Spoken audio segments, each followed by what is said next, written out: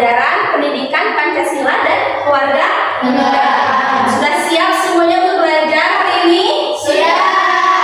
Oke. Yang pertama kita berdoa dulu ya. Silahkan untuk ketua kelas pimpin doanya. Oke, silahkan. Sebelum belajar, mari kita baca doa. Baca doa mulai.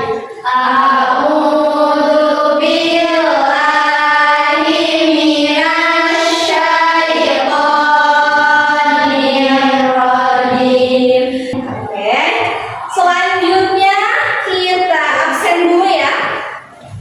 Ada yang tidak hadir ya? Oke. Siapa yang tidak hadir hari ini? Adel. Oke, Adel. Adel kenapa? Sakit. Adel sakit. Ada lagi? Tiara. Tiara kenapa Tiara? Izin. Oke, siap. Jadi hari ini yang tidak hadir cuma 2 ya, Adel sama Tiara. Kita doakan untuk Adel ya. Semoga segera diberikan kesembuhan. Amin ya Allah ya Rabbal. Amin. Untuk pembelajaran hari ini kita akan membahas topik atau judul materinya adalah tentang Membangun budaya taat hukum. Jadi tujuan dari pembelajaran hari ini adalah yang pertama, kita tahu taat hukum itu penting ya.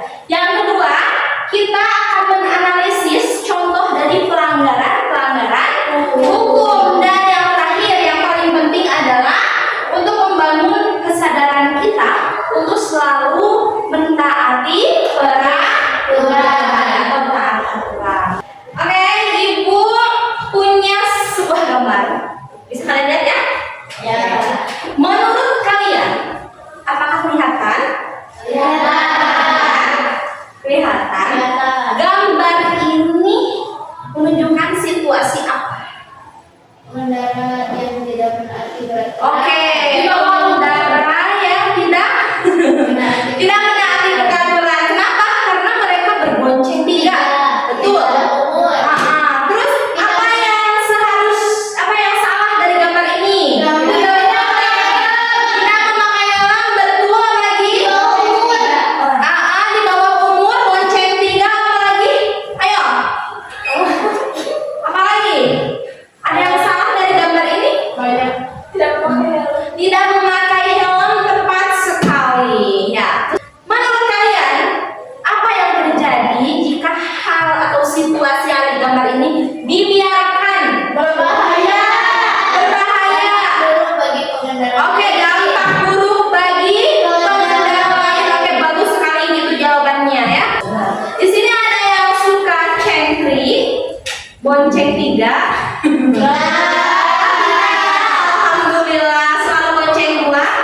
Bonceng satu, alhamdulillah semuanya tidak pada punya motor. Jadi tidak ada yang suka bonceng tiga? Tidak. Jangan ya, apalagi kalian itu belum mempunyai SIM, surat izin kendaraan mengemudi. Betul. Jadi hal ini itu termasuk ke dalam pelanggaran hukum peraturan.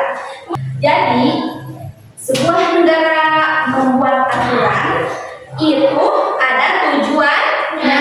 Sekolah membuat aturan itu ada tujuannya. Yang dimana kalau peraturan itu dilanggar dapat menyebabkan dampak yang negatif. Sampai situ paham? Oke, untuk selanjutnya Ibu akan membagi 3 kelompok ya. Kita sepakati saja ya. Yang ini kelompok 1, oke? Oke. Yang ini kelompok 2, oke? Oke, mantap. Yang ini kelompok 3. Oke, siap. Gak apa-apa yang ini 3, yang ini 4, yang ini 3. Oke, siap. Oke, selanjutnya ada tugas kelompok. Oke. Yang pertama adalah Ibu akan membagikan LKPD untuk diisi dari setiap kelompok ya. Silahkan untuk nanti berdiskusi.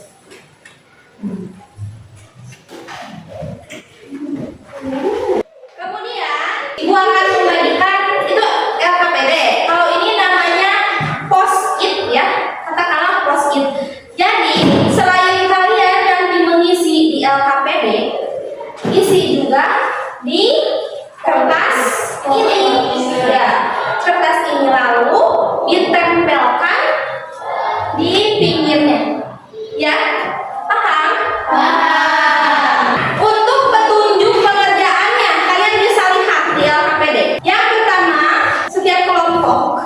ya, maju ke galerinya masing-masing. Kita sebut ini adalah galeri masalah.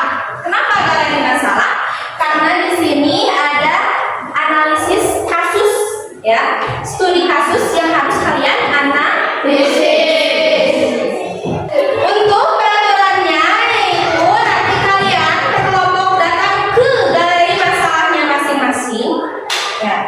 Baca dan amati studi kasus yang tersedia dengan sesama. Jadi dibaca terlebih dahulu lalu diamati.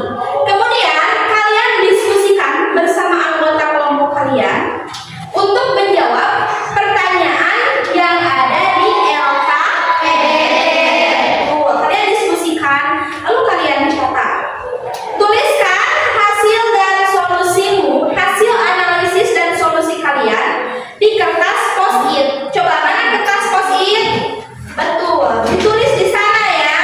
Kemudian tempelkan di galeri kasus kalian masing-masing, galeri masalah kalian masing-masing. Tempelkan saja ya. Nanti kalau waktu sudah habis, Ibu akan kasih tahu. Kira-kira Ibu kasih waktu 10 menit atau 15 menit? 15 menit aja ya, supaya leluasa untuk diskusinya. Oke, silahkan untuk kelompok 1 dulu maju ke galeri masalah yang pertama. Ibu akan berkeliling dulu ke kelompok 1 ya. Bagaimana kelompok 1 sudah sampai nomor berapa?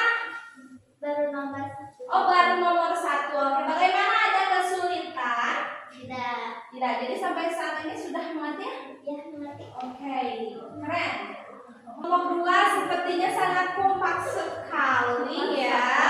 Bagaimana, sudah sampai nomor berapa? Nomor 2. Oke, apakah ada kesulitan? Tidak. Oke, paham?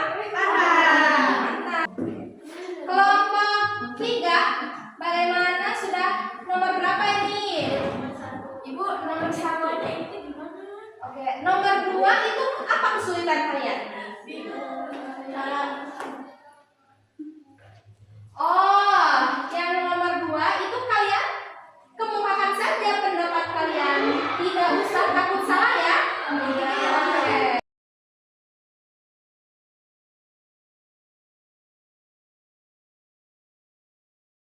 Kita bergilir kelompok 3. Halo kelompok 3. Kelompok 3 silakan ke galeri 1. Kelompok 2 ke galeri 3 dan kelompok 1 ke galeri 2. Silakan untuk bergulir. Kalian cukup baca saja hasil dari analisis teman kelompok kalian yang lain. Lalu kalian tanggapi, bisa kalian tambahkan juga boleh ya. Sekarang diputar lagi. Ini galeri 1 galeri 3 galeri 2. Semuanya silakan untuk kembali ke tempatnya masing-masing. Oke. Semuanya beres ya mengerjakan tugas diskusinya. Sekarang Ibu minta untuk perwakilan satu kelompok saja untuk mempresentasikan hasil dari diskusi di galeri tadi. Oke, Ibu minta dari kelompok siapa ya? Kelompok 1 saja, siap?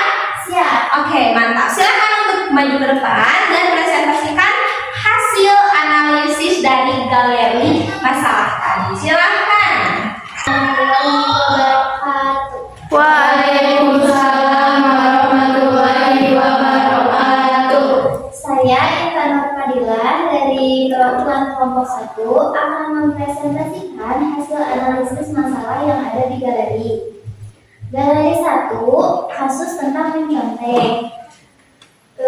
Penyebabnya adalah takut gagal atau nilai jelek dan tidak jujur. Dampak negatifnya, ketergantungan merugikan teman yang dicontek. Solusinya adalah pengawasan yang ketat oleh guru. Galeri 2, kasusnya adalah melawan arus lalu lintas. Penyebabnya ingin cepat sampai menghindari macet. Dampak negatifnya adalah risiko kecelakaan tinggi. Solusinya adanya kehadiran petugas lalu lintas. Galeri 3, kasusnya menyebarkan hoax. Penyebabnya literasi digital yang rendah.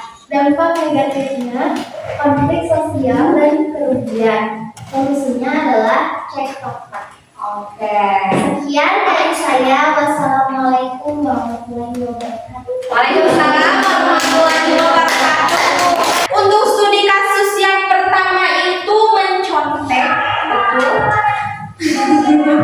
Mencontek bersama-sama itu tidak dibenarkan. Alasannya adalah satu yang paling menjadi dasar, karena lemahnya kejujuran. Ya, kalau kita jujur itu tidak akan terjadi pencontekan. Lalu dampak negatifnya apa? Salah satu pihak akan ada yang dirugikan. Siapa? Yang dicontek. Betul. Oke, kalau tidak ada pertanyaan, kita simpulkan saja ya. Jadi untuk membangun budaya taat hukum, jadi suatu negara ataupun suatu lembaga, mau baik di sekolah, mau di masyarakat, mau di negara ataupun itu, adanya peraturan itu untuk mencegah dari dampak negatif.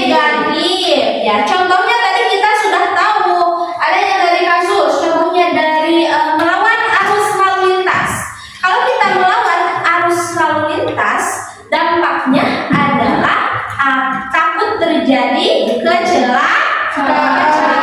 Bukan hanya yang melawan arusnya saja, tapi orang-orang pengendara yang lain juga ditakutkan akan mengalami kecelakaan yang dimana itu tidak diinginkan dan juga berbahaya. Dihimbau untuk selalu menaati peraturan, mau itu peraturan di sekolah. Contohnya adalah belajar dari awal sampai akhir. Tidak ada itu yang namanya bolos. Diharapkan kalian bisa bertanggung jawab pada diri sendiri dan juga bertanggung jawab akan hal-hal yang lainnya dan menaati peraturan. Sebagai evaluasi ya, Ibu akan membagikan soal, 3 soal saja di mana kalian harus mengerjakannya. Oke, siap? Siap. Oke, siap, mantap. Semuanya sudah mengerjakan? Oh, ada yang belum? Oke, siap.